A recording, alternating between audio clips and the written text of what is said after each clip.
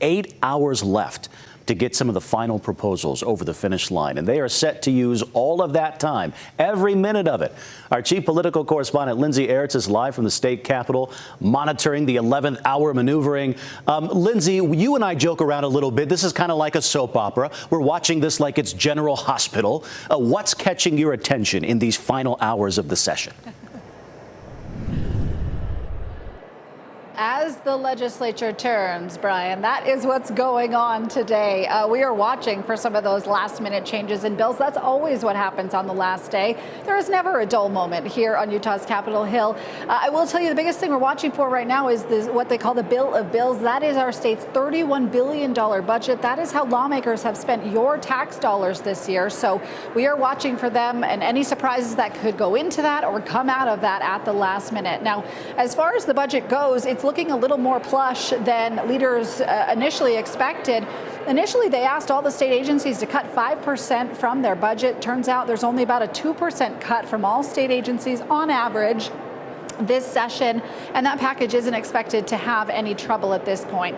As far as other bills, we are watching a handful that we've got our eye on. This morning, the legislature passed a bill that's meant to speed up death row changes this morning, a tax on social media advertising, and then a trigger law to keep Utah's new constitutional court, this 3-judge panel, operational in some form amid a flurry of lawsuits that have come at the legislature, kind of running in the background of this whole legislative session as they're already being sued over some of the laws that they passed here.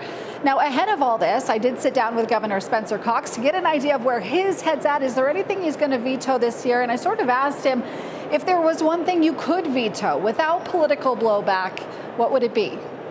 I'm really excited about the bills that passed this year. I don't have a veto list right now. I always have a secret veto list that I don't tell you about. I do not have one right now. Now, it doesn't mean I like every bill, but there's nothing I'm even considering vetoing right now. Stay tuned. We'll probably find a few things. So we will stay tuned. We will see if anything changes there. So another notable development today is that the House introduced a resolution over a settlement with the federal government over some land at the Great Salt Lake. The state and the federal government have been in a litigation for 2 decades now over some land at the Great Salt Lake. Well, now a settlement has come out. They had to run a bill up here basically to say that the state gets $60 million for some of this land that we say was ours, the federal government says is theirs. Where's the line at the Great Salt Lake? So we're giving some of that land to the feds. Well, we will take that money and still have some of the public access rights to use that land in Utah. So a notable development here, and that all comes amid how the administration and President Trump has promised money and support for the Great Salt Lake. So we'll continue to keep an eye on that. Brian, lots happening up here, but that's what's going on for now. Well, we appreciate you helping us navigate all this. I do have a question, though. There are always some last-minute items that lawmakers might try to slip into a new bill on the very last day. Have you seen any of that happening yet?